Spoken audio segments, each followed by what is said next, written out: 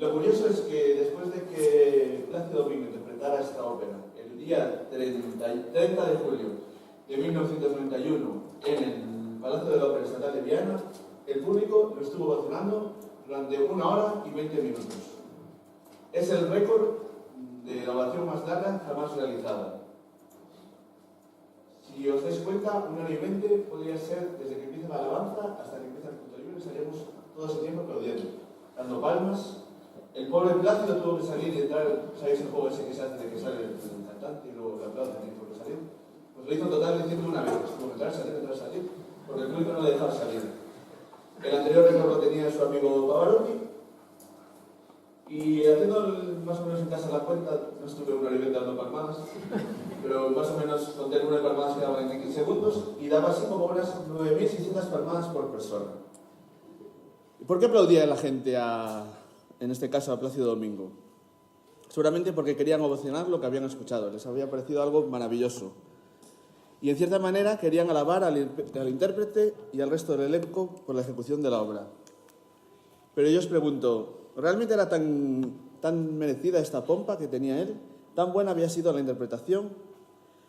Y otra duda, ¿es realmente la ovación más larga que hemos tenido en la historia? Ahora sí, vamos al lío y os recomiendo que encendáis o abráis vuestras Biblias en Hechos 19 del 21 al 41. Primeramente vamos a leer Hechos 19 del 21 al 32 y lo leeré yo, así que cuando vea que más o menos todos ya habéis dejado de ojear, empiezo a leer. Hechos 19, empezamos con del 21 al 32. Pasadas estas cosas, Pablo se propuso en espíritu ir a Jerusalén, después de recorrer Macedonia y Acaya, diciendo, después de que haya estado allí, me será necesario ver también a Roma. Y enviando a Macedonia a 2 que le ayudaban, Timoteo y Erasto, él se quedó por algún tiempo en Asia. Hubo por aquel tiempo un disturbio no pequeño acerca del camino, porque un platero llamado Demetrio, que hacía de plata templecillos de Diana, daba no poca ganancia a los artífices, a los cuales, reunidos con los obreros del mismo oficio, dijo, varones, sabéis que desde este oficio obtenemos nuestra riqueza. Pero veis y oís que este Pablo, no solamente en Éfeso, sino en casi toda Asia, ha apartado a mucha gente con persuasión, diciendo que no son dioses los que se hacen con las manos. Y no solamente hay peligro de que nuestro negocio venga a desacreditarse, sino también que el templo de la gran diosa Diana sea estimado en nada, y comience a ser destruida la majestad de aquella a quien venera toda Asia y el mundo entero. Cuando oyeron estas cosas, se llenaron de ira y gritaron diciendo, «¡Grande es Diana de los Efesios!». Y la ciudad se llenó de confusión, y a una se lanzaron al teatro, arrebatando a Gayo y Aristarco, macedonios compañeros de Pablo. Y queriendo Pablo salir al pueblo, los discípulos no le dejaron. También algunas de las autoridades de Asia, que eran sus amigos, le enviaron recado, rogándole que no se presentara en el teatro. Unos, pues, gritaban una cosa y otros otra, porque la concurrencia estaba confusa y los más no sabían por qué se habían reunido. Hasta aquí por ahora. Después del acontecido el sábado anterior, Pablo decide regresar a Jerusalén, pasando antes por Macedonia y Acaya, y su cabeza ya está pensando en ir más allá. Dice, vale, eso está muy bien, pero si pudiera llegar a Roma sería genial, porque Roma es el corazón del imperio y si puedo llegar al corazón, desde ahí se puede expandir al resto del imperio. Si conseguiría plantar ahí una semilla, el árbol crecería, daría fruto y conseguiría llegar hasta todo el imperio. No se contenta con lo que ha conseguido, él quiere ir más allá. Pero claro, tampoco es bueno descuidar aquello por donde has ido, porque si has dejado grupos o pequeñas asambleas de cristianos, iglesias en las zonas, no es bueno que estén tan solas, así que también piensa en ellas y piensa en cómo volver para no dejarlas descuidados. Así que envías a Macedonia, a Timoteo y Erasto, mientras él se queda un poquito más en Asia. Y claro, se monta un pequeño lío. Se nos dice que se produce un gran disturbio a propósito del camino, que como ya hemos visto en otros capítulos, el camino era como se conocía a la iglesia primitiva, a los primeros cristianos. Seguramente se les conozca así por lo que dijo Jesús de yo soy el camino, la verdad y la vida. Nadie viene al Padre sino es por mí, en Juan 14, 6. Y veamos, el conflicto surge por parte del gremio de los artesanos, porque hay un tal Demetrio que se da cuenta de que hay un tal Pablo que está diciendo que no son dioses los que se hacen con las manos. Y claro, ellos vendían figurillas de la diosa Diana. Y no creo que en esta época se vendieran los templecillos como se venden aquí los recuerdos de la ciudad de Vigo, recuerdos de la ciudad de Éfeso, sino que tenía otra simbología. Era como llevarte a la diosa en casa para que te protegiera la casa. Entonces, empieza a pensar la cabeza y claro, dice, si la gente deja de comprar figurillas, nosotros dejamos de ganar dinero. Y si dejamos de ganar dinero, pues se nos cierra el chiringuito. Entonces, Demetrio decide reunir a su comité de empresa, a los sindicatos, y hace una reunión extraordinaria avisando a los compañeros de oficio. Y les dice,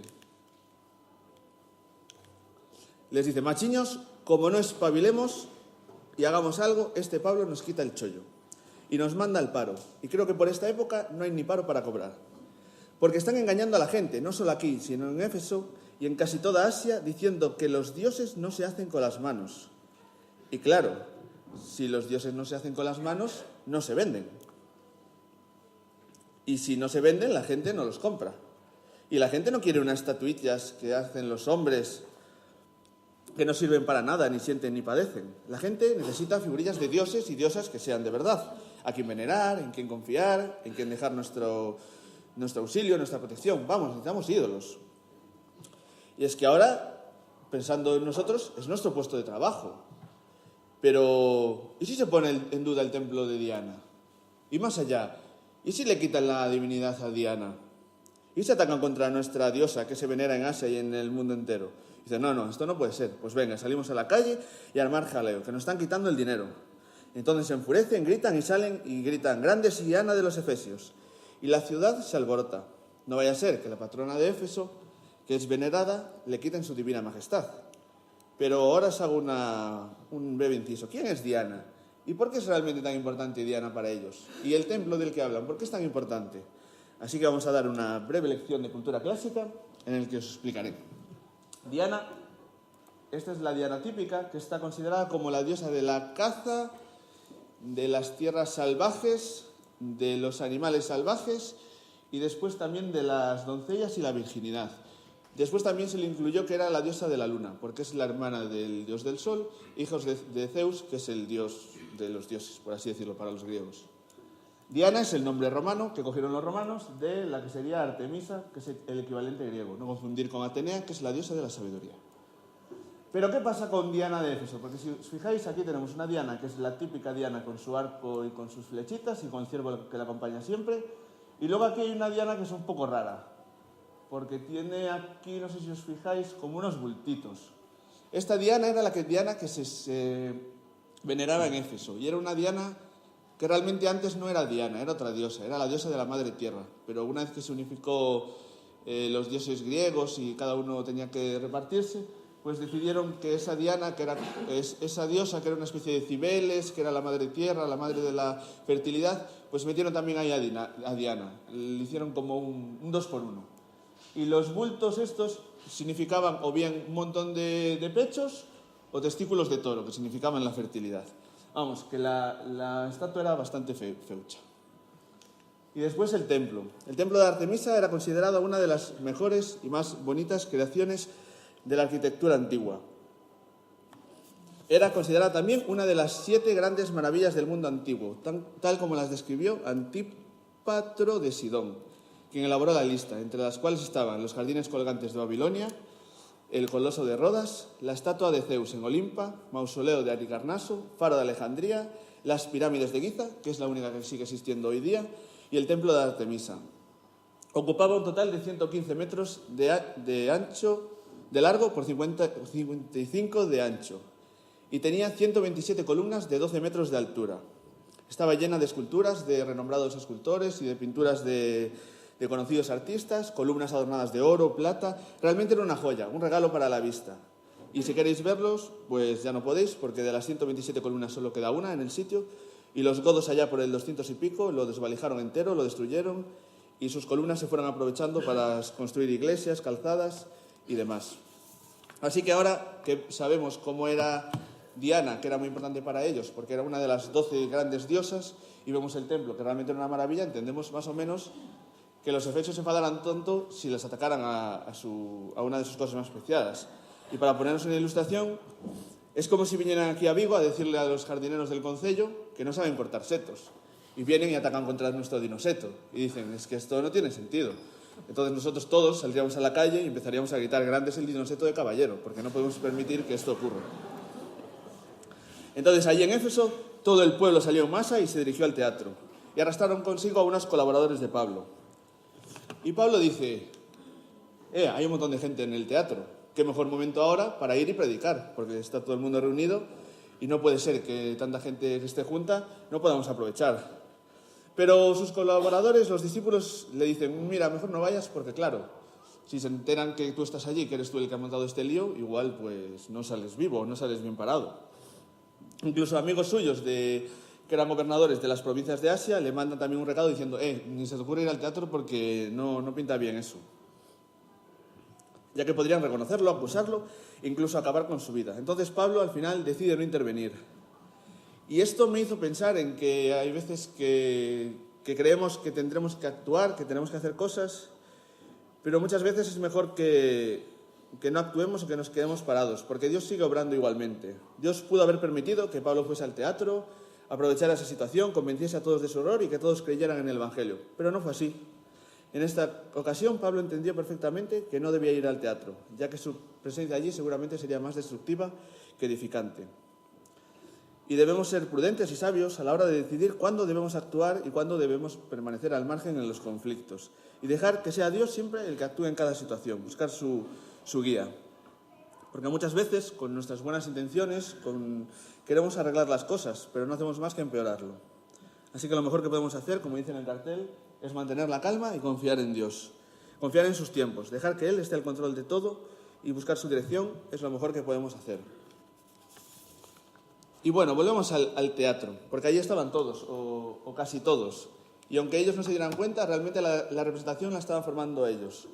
Porque se nos dice en el texto que unos decían una cosa, otros decían otra, y los más, es decir, yo entiendo los más como más de la mitad, no tenían ni idea de qué hacían allí, no sabían por qué los habían reunido. Entonces yo me imaginé una conversación de dos efesios allí dentro y le dice uno al otro, oye, Teseo, ¿tú sabes por qué estamos aquí? Dice, yo ni idea. Estaba ahí con Perseo tomando unos quesos feta con nueces y llegó una muchedumbre y cuando nos dimos cuenta aparecimos aquí.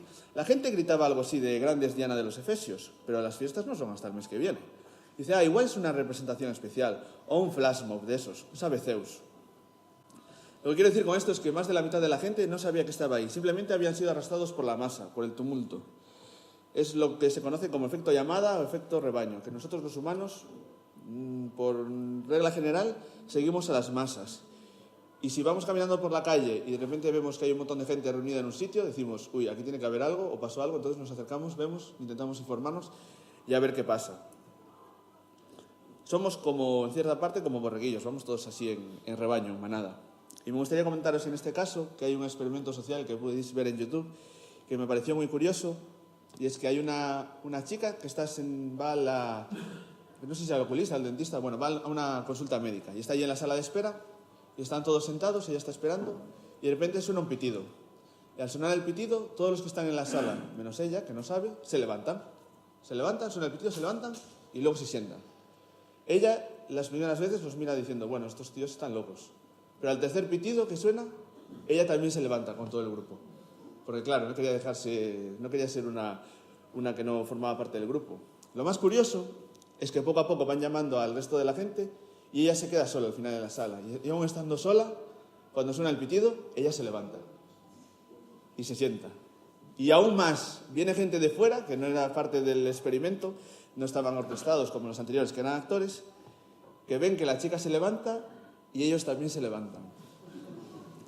Así que esto también me hace pensar que muchas veces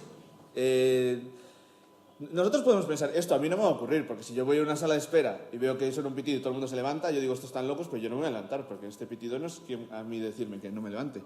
Pero muchas veces lo hacemos sin que nos demos cuenta.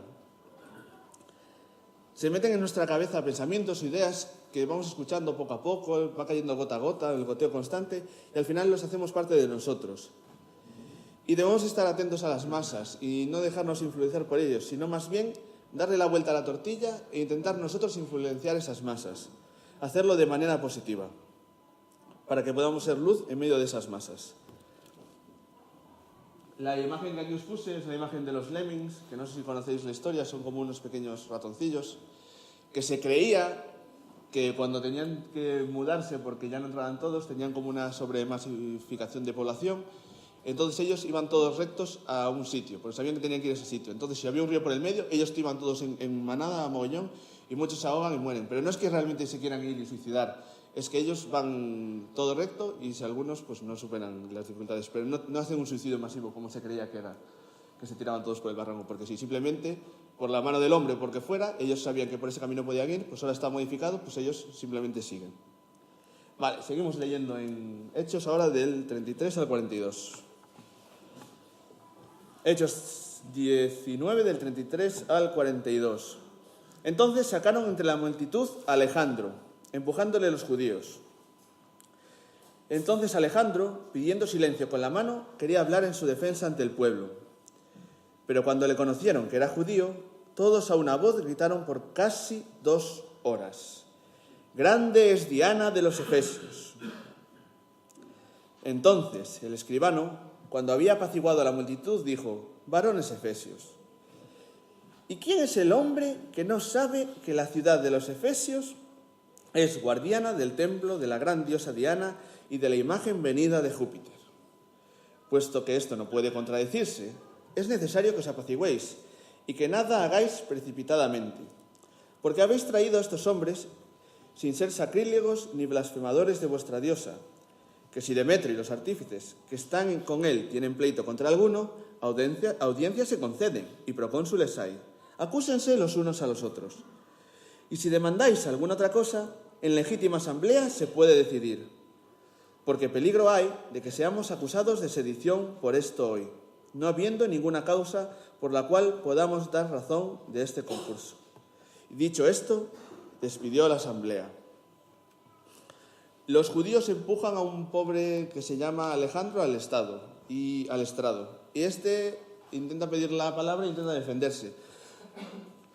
Y claro, los griegos lo ven y dicen: uy, este pertenece a este que nos están liando. Porque aunque nos digan que es judío, si él quería defenderse seguramente es porque yo creo que este forma realmente ya parte del camino. Entonces los griegos le ven, reconocen que es un judío, o sea que venía de los judíos, y empiezan a gritar durante casi 2 horas: «Grande es Diana de los Efesios». Y aquí tenemos, y no con Plácido Domingo, el récord a la ovación más grande de la historia. Con Plácido Domingo estuvieron como 1 hora y 20, pues aquí un poquito más, casi 2 horas. Casi 2 horas diciendo: «Grande es Diana de los Efesios, grande es Diana de los Efesios, grande es Diana de los Efesios, grande es Diana de los Efesios, grande es Diana de los Efesios, grande es Diana de los Efesios, grande es Diana de los Efesios, grande es Diana de los Efesios, grande es Diana de los Efesios». Llevo ni 15 segundos, 20 segundos, pues estuvieron así 2 horas. Una multitud de gente dentro del teatro gritando durante 2 horas: «Grande es Diana de los Efesios». Quería estar 1 minuto diciéndolo, pero ya os veo las caras de aburrimiento y digo: no voy a estar porque se van a aburrir. 2 horas enteras adorando a un ídolo. 2 horas enteras alabando algo que no es real, a una estatua, a una diosa que es irreal. Tanto tiempo, gastando su tiempo en defender a algo que no se iba a mover de allí. Tanto tiempo invertido, tanto tiempo gastado. ¿Se merecía la diosa Diana tanta ovación? ¿Era necesario que la gente perdiese tanto el tiempo? Después de este momento de casi 2 horas, supongo que por el medio yo intentaría calmar a la muchedumbre, pero no fue capaz. Sale el escribano.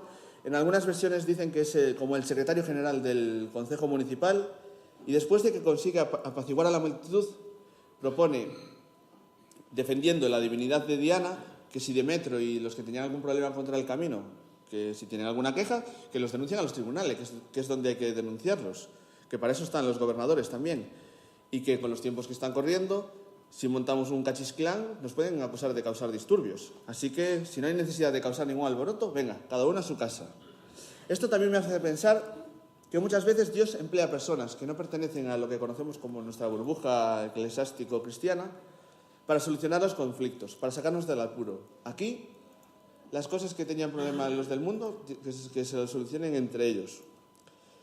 Y Dios muchas veces utiliza a estas personas para nosotros no tener que meternos en problemas. Y también pensé que es probable que en esta situación, con tales fanáticos de la diosa Diana, que son capaces de estar casi 2 horas enteras gritando "Grandes Diana de los Efesios", no sirva de mucho intentar convencer con ellos, razonar con ellos, ya que Diana no era más que un trozo de roca. La razón no sirve con los irracionales. Sería mejor en este caso hablar de gracia, amarlos, mostrarles la gracia y después la verdad. Gracia antes que verdad. Perdonad con el PowerPoint, pero...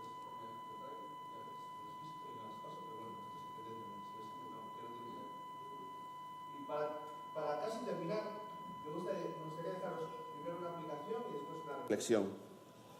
Y la aplicación puede que nos vaya a gustar, porque a mí, cuando lo estuve preparando, no me gustó el redactarla, porque me muestra inservible, me muestra necio, me muestra torpe. Y me muestra lo inútil que soy para Dios, pero menos mal que Él me sigue amando y pule mis muchos defectos. Y es que todos, al igual que los efesios, tenemos ídolos en nuestra vida. Todos tenemos ídolos. Y no me refiero solo a personas que tengamos en alta estima, grandes cantantes, grandes jugadores, grandes pensadores. Nuestros ídolos son también prácticas, hábitos, pensamientos y actividades que nos apartan de Dios, que consumen nuestro tiempo y se lo quitan al que verdaderamente debería recibirlo, que es Dios. Y muchos pensaréis, pero si yo no tengo ídolos, ¿pero qué dices? Pues os invito a que reflexionéis en vuestra vida y busquéis aquello que os quita tiempo para Dios, porque los ídolos pueden estar escondidos en cualquier faceta. En el trabajo, en el propio placer, en la búsqueda de poder, en el dinero, posesiones, aprobación, en el ocio, en la familia, en el alcohol, en el tabaco, en el azar, en Internet, en los videojuegos, en las mascotas, en el sexo, la cultura, en el móvil, redes sociales, etcétera, etcétera, etcétera.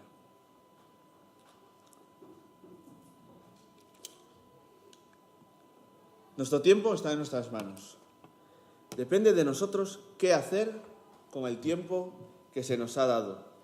Depende de nosotros y solo de nosotros saber cómo invertirlo. ¿Y qué debemos hacer? Primero, reconocer qué es aquello que nos aparta de Dios, aquello que no agrada a Dios. ¿Y cómo saberlo? ¿Cómo saber si tengo un ídolo en mi vida aunque no me dé cuenta? Recuerdo una vez que, siendo joven yo, estaba en una predicación y escuché a un predicador una clave que a mí me sirve para saber si algo de lo que estoy haciendo es un ídolo o es algo que agrada a Dios. Y es que todo aquello que estés haciendo y no puedas alabar a Dios mientras lo haces, o no puedas alabar a Dios con lo que haces, es algo que no merece la pena y algo que no agrada a Dios. Y puede que no sea una táctica que sea infalible al 100%, pero la verdad es que por lo menos es un buen paso para poder empezar. Y una vez que reconozco el error, una vez que diagnostico mi ídolo, lo mejor que puedo hacer es abandonar su práctica, dejar de hacerlo. Y dependiendo del caso, porque no todos los ídolos son iguales, no tienen las mismas características, podemos dejarlo de golpe, lo cual puede funcionar dependiendo, o también puede hacer que la recaída luego sea mayor, o podemos intentar dejarlo poco a poco, y llenando ese vacío que deja con cosas buenas, con lo que sí realmente importa. Hay que llenar ese vacío que deja el ídolo, porque no nos vamos a engañar. El ídolo nos deja un vacío, porque nuestra vieja naturaleza quiere aferrarse a él, le gusta ese ídolo, nunca quiere soltarlo. Y ese vacío que deja es mejor ocuparlo con cosas más sanas. y poco a poco ir extirpando el ídolo de nuestra rutina, de nuestra vida. Otra opción es aprovechar mejor el tiempo, invertirlo. Y esta opción vale para aquellas actividades que de por sí no son malas. Lo que es malo es el abusivo tiempo que pasamos en ellas. Porque el excesivo mal uso de ellas es lo que realmente nos daña. Y os pongo mi ejemplo, mi caso personal, abro a vosotros mi corazón. Yo, por ejemplo, juego a los videojuegos y muchas veces reconozco que juego muchísimo más de lo que debería jugar. Pero el hecho de jugar o entretenerse con algo, puede ser, en mi caso, ser videojuegos, Lucas puede que sea el fútbol, otro puede que sea leer, no tiene por qué ser malo en sí, siempre y cuando, en su justa medida, tú lo hagas. Pero lo que sí puedo hacer yo cuando estoy jugando a videojuegos con otras personas es decidir qué tipo de videojuegos debo jugar, cómo actuar con los demás mientras juego, porque puedo ser un cristiano en el terreno del juego, ser ejemplo, tener una buena conducta, o puedo empezar a insultar, a sacarme de quicio y echar la culpa a todos, la tengan o no. Otra opción es aprovechar mejor el tiempo. Y puede que penséis, vale, Efraín, eso está muy bien, lo que tú digas, pero yo no soy capaz de vencer a mis ídolos. Me tienen dominado, estoy atado y lo intento por mis propias fuerzas y no lo consigo. Pero no te preocupes, porque Dios conoce nuestra lucha. Él lo sabe todo de nosotros. Y hay situaciones en las que nosotros ya no podemos más. Lo intentamos, fracasamos, lo intentamos, fracasamos otra vez y no conseguimos nada. Y en estos casos, lo mejor que podemos hacer es rendirnos a Dios, arrepentirnos, pedirle perdón sinceramente, rogar su intervención, porque sin Él no podemos hacer nada, confiar y descansar en Él. Porque muchas veces estamos sumidos en nuestros ídolos, nos ahogamos, nos tienen atrapados. Es como una tormenta de la que no podemos salir. Pero gracias que tenemos un Dios que nos puede librar de esta tormenta. Me gustaría ahora poneros una canción. Es una canción curiosa, ya que al igual que pasa con el texto que hemos visto hoy, en ningún momento se nombra a Dios, ni a Jesús, ni al Espíritu Santo, ni se dice Señor, ni nada. Pero aunque no se hable directamente de Él, sabemos que Él está ahí. La canción habla de nuestras luchas, de nuestras tormentas, de esos ídolos que nos atrapan. Nos hagamos, pero tenemos a alguien que nos puede rescatar. Sabemos que hay alguien en quien podemos confiar. Alguien en quien sabemos que al final todo irá bien. La canción está en inglés, pero soy tan majo que os he puesto la letra. Así que, Gerson, cuando puedas ponerla.